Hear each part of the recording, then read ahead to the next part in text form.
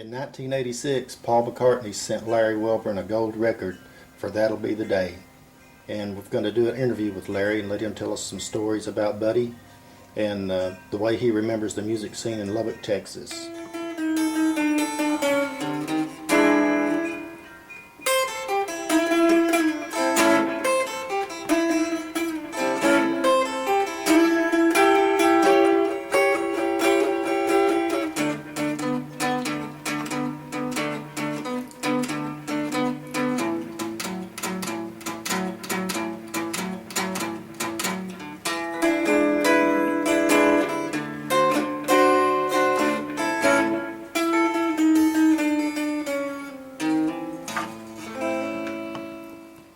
Okay, that's the way I remember Buddy playing that. We went to Clovis, New Mexico and cut that in 1956 or 7. I'll have to check to see. What studio did you use? Pardon me? What studio? Norman Petty Studios in Clovis. Clovis, New Mexico. There were several people did some stuff out there that had hits. You know, the Fireballs, the String-alongs. But you were hired to play bass at that time? Right. I was playing with a group called the 14s at the time. At first, now go from the front, really. When I first met Buddy, he came out to a place I was playing. I don't know where he had heard of me, but I was playing at a place called Tommy's Dance Land. Tommy Hancock was a musician. I saw last year, still playing and doing great.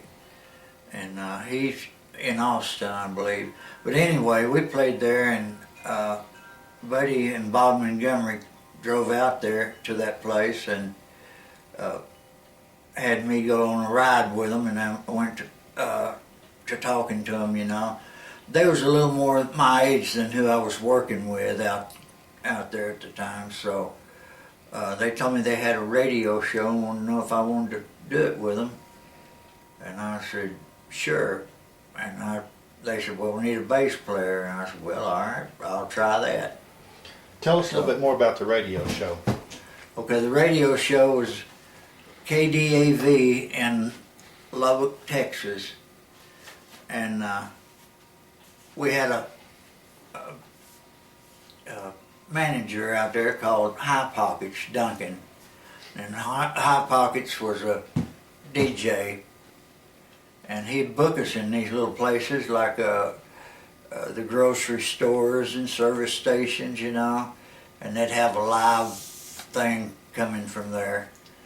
So we made fairly good money then. And this is a handwritten set list that Buddy wrote, and on there you'll see that he must have taken requests through the mail, right, because he's got on here written that he's wanting to do this song for this lady's husband. And then on the other side there you'll see a copy of the letter that the lady sent. So did y'all take requests by mail or by phone? Yeah, that's where it was mainly by mail that'd come in, you know, and every week when we went out there, well, we'd check the mail. Check the mail and try to do the request numbers Right. that they ask for? Right. We had a manager out there that would book us. His name was High Pockets. He was a DJ at KDAV, and everybody knew and liked High Pockets. And he would go out to these little grocery stores and places and book us in, and made him a little money and us a little money, and we had a lot of fun doing it. What was your first impression of Buddy when you met him? That's a good question. We were kids, but I thought it was something that he'd drive out, you know. To drive out to hear you play? Yeah. So you were how old? 15, I believe. And Buddy was a little older than you? About 17. 17. So y'all were But just Buddy basically was a kid band. Yeah. And Buddy was a very different person, but in a good way. He didn't have any jealousy or anything like that. he would, I mean, he just thought of Buddy Holly as he was going along, you know, as he was working. And he didn't try to compare. He just took everything he could. You told me once that the hiccup in his voice was his kind of way of trying to sound a little bit more like Elvis. Right, But yeah. it came out totally different. Yeah, when Buddy and Bob separated, well, Buddy, Bob, and Larry when I was with them, and then they decided to separate, and because Elvis had come out, when Buddy and Bob were together, they would sing stuff like Johnny and Jack, Jimmy and Johnny, but there wasn't that many duets or that many people, so they decided to go their own way. And I could have went with either one of them, but I formed a group called the 14s. Because you wanted to play guitar. Right. Yeah, one of the Holly brothers, when we got this gold record, I was talking to him, and he told me that this is exactly what Buddy told him. He said, he asked Buddy why was he getting another guitar player when they already had two guys playing guitar, and Buddy said, we can learn a lot of guitar from Larry Welborn, but I want to put him on bass. So did you actually teach Buddy some guitar? We played and around a lot, so I guess maybe, yeah, he heard a little from me and a little from Sonny Curtis, you know, and some of these guys, but... And Sonny Curtis got a gold record at the same time you got one, right? Mm-hmm. And in case people don't know it, Sonny Curtis went to Hollywood and became a songwriter, and he actually wrote the theme song for Mary Tyler Moore. Mary Tyler Moore Show. Right. Sure did. And some others too. Yeah, several hits. He had a lot of hits. But Sonny never really got any recognition with Buddy, just like you never got any recognition with Buddy. Right. But y'all still remain pretty tight friends all through the years. Oh yeah, everybody was always friends. There was never any friction among anybody, you know. Just a different time. Now, Larry, this next picture is a picture of you and the 14s. I think Terry Nolan was the singer. But the most interesting thing about this picture is this guitar right here was Buddy Holly's guitar. Right. So tell us how you came to have Buddy's guitar. Actually, my guitar was in the shop at the time, and I went over to Buddy's house and borrowed the guitar. I told him I needed to take a picture. He said, sure. Let me take his guitar. And Larry, did you know that this guitar recently sold for $4 million? No, if I'd have known that, I'd have stole it. You'd have been. No, that's something. Yeah. Pretty amazing that Buddy would just hand his guitar off to you.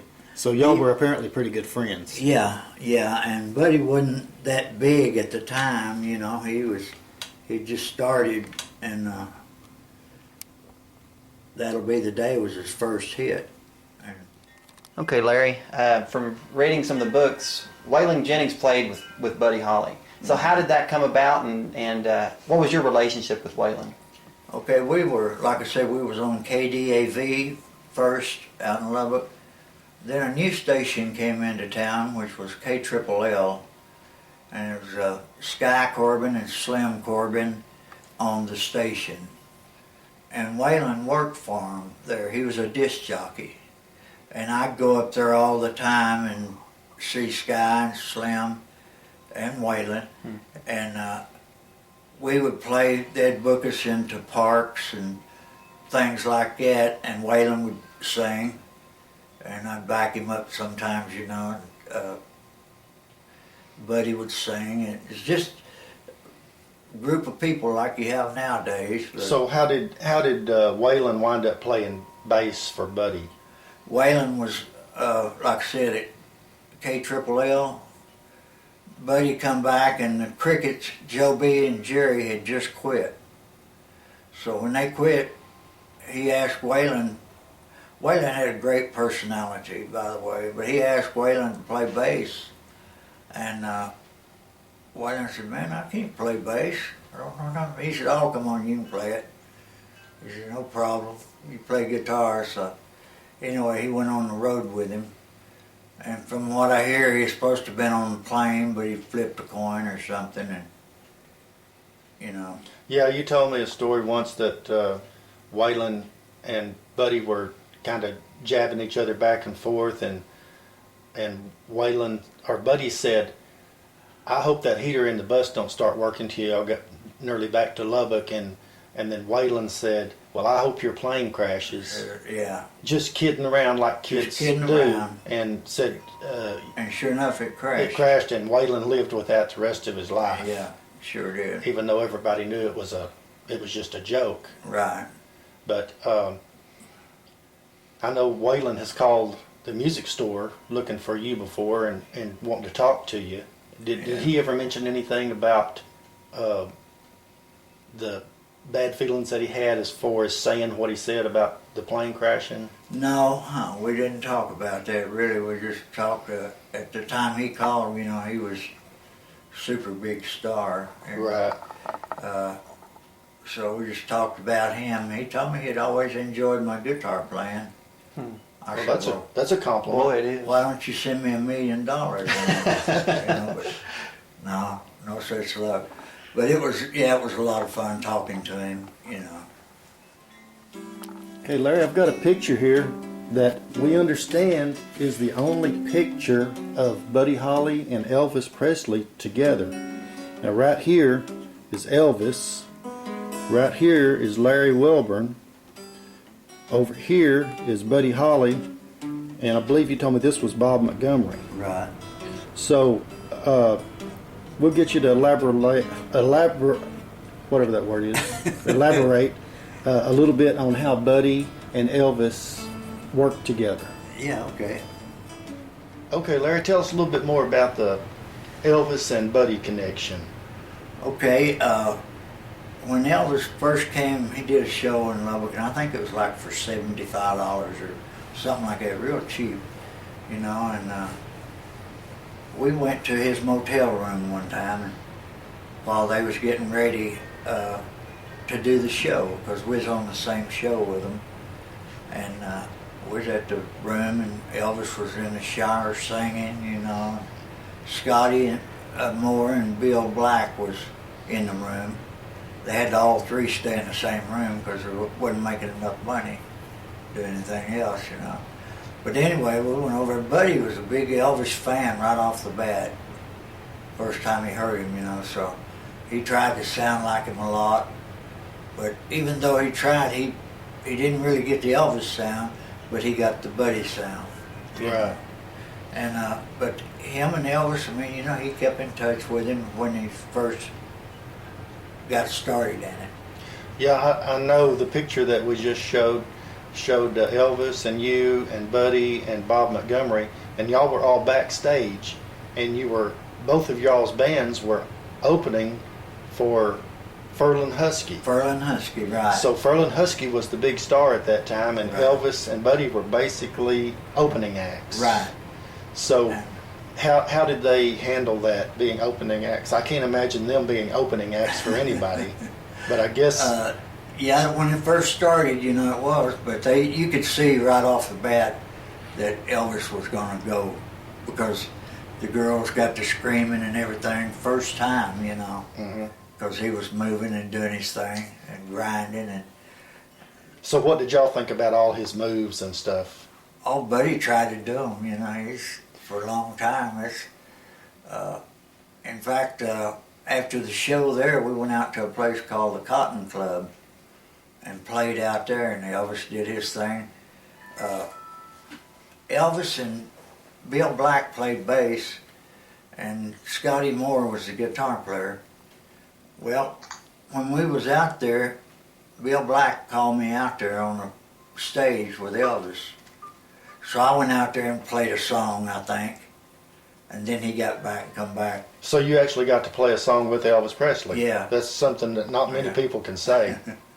Because Elvis kept the same musicians for years and years, the way I understand it. Yeah, Scotty and Bill, but Bill just called me over to do it, you know. So you've Nice actually guy. not only played with Buddy, but you've played with Elvis. Well, yeah. And also, just while I'm thinking about it, I noticed you're wearing a derby hat. Yeah. And This was the first derby hat that you started wearing after you quit wearing Western hats. Right. This was, It's about wore out, it looks like. it is. That was a party hat for Merle Haggard. A good friend of mine, Kenny Vernon, was on the road with Merle, and he sent me this old hat. It was beat up and bad. Still looks pretty bad, but it looks a lot better than it did. So you had it cleaned in a little bit and Yeah, I had it straightened cleaned a up? little bit and pressed up. That's my Merle Haggard hat. That's cool. That's Yeah. cool. That is really neat. Yeah.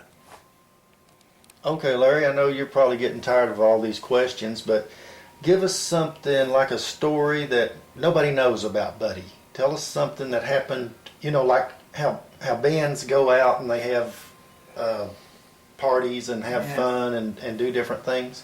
Tell us something that you and Buddy and some of the band members, Okay, yeah. there was, something real insightful that nobody knows. okay, I'll tell you something. There was 4 of us, and we went to San Angelo to play. And it was a school that Buddy had booked. And after we played it, the girls, everybody liked the show, except there were some guys there that was jealous, And after we got through, we went out, we got a 6-pack. I don't remember exactly how we got it, but we got a 6-pack of beer, and Y'all were all too young to buy beer at that time, right? Right. But we all had a beer, and I don't know who got the other 2, but I know Buddy was wanting to go back and catch those guys that had booed us and had made, let's go back and whip them son of a guns. Except he didn't say son of a guns, No, right? right. But so But how that's did about- how did y'all talk him out of going back? Tied him up with a rope. No. But there was just talk, but it was funny because he didn't like it at all. He didn't like being booed, but the girl thing made up for it, I'm sure. Yeah. Well, when y'all were traveling and going from place to place, I know sometimes you drive 150, 200 miles to play. Who was the driver, and how did you haul your instruments? And Buddy would usually drive, and we had, at that time he had an Oldsmobile. It was a hardtop, and didn't have it, the windows would go down and there wasn't a bar in the middle, to keep it, so we could put the bass in there, the stand-up bass. We could slide it in there and keep it in there. But that's because they didn't have that bar, if you know what I'm talking about. right, yeah, the bar in Between the front and windows. the back windows. So y'all didn't have drums at that time, right? Uh-huh. So it was just the bass and two guitars. guitars. Did y'all carry a sound system, or did you just use what was at the location? We carried a little Shure system, real small system. Oh, really? Yeah. Okay. And also, remember you telling me one time that Elvis asked y'all to come to the Louisiana hayride. Right. And tell us about that and how it turned out. Okay, Elvis told Buddy, see, at the time Elvis was working at the hayride, and he had it pretty much under his thumb. And he told Buddy, he said, y'all come down anytime, man, I'll get you on. You can sing there. I said, don't worry about it, just tell him Elvis said, So we trotted down there one weekend, and Elvis was gone. And they wouldn't let us on at all, So they refused to let Buddy Holly on the Louisiana hayride. Right, yeah. And that's the time that you used the manager's car, is that right? High Pockets? No, that was Buddy's Oldsmobile. Oh, okay. Yeah, And you carried the bass sticking out the window. right. And did you carry All your the own way. sound system? And No, not for that. Louisiana Hayride had their own, thing. So we figured we'd just carry our instruments and go up there and play. just go down there and play, but they wouldn't let him on. But they wouldn't let him on. So did y'all ever try to go back? No. So by that time, Buddy was getting big enough he could go about anywhere he wanted to. Yeah, he went anywhere he wanted to, so. Okay, Larry, show us another Buddy Holly lick that may be a little bit more obscure that people haven't heard. Okay, the the opposite side of That'll Be the Day was another lick that Buddy played. Learned from an old black man in Lubbock. Is that the correct term? Yes. Yeah. Okay. And he used to shine shoes out there, and Buddy would go over and he taught him these, like, That'll Be the Day lick. And he also taught him this Looking for Someone to Love. It was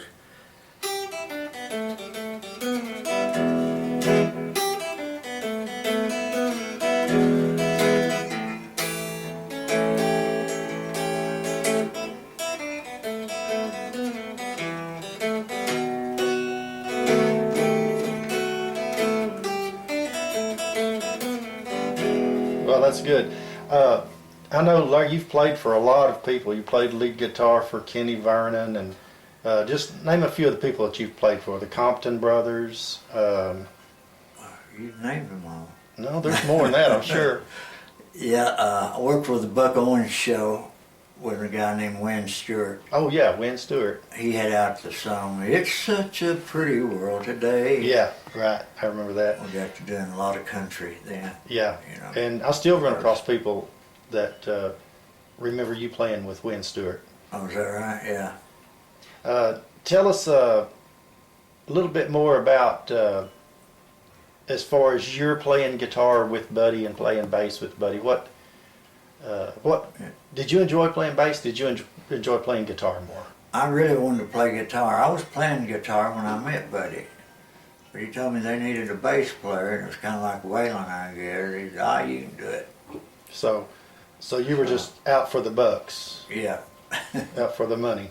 So, but I enjoyed it. You know, I went to high school there and was in the band, so I used their bass.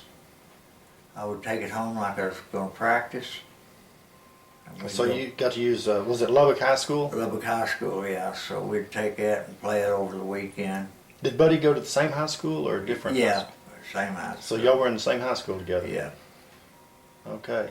Well, we're going to do this again, Larry. We're going to get you to tell us some more stories. But we'll end this for right now, but we really appreciate you telling us everything. And you be thinking up some more of the past for us, I'll because do we're going to it. do this again real soon. I'll do it. Thank you. Thank you.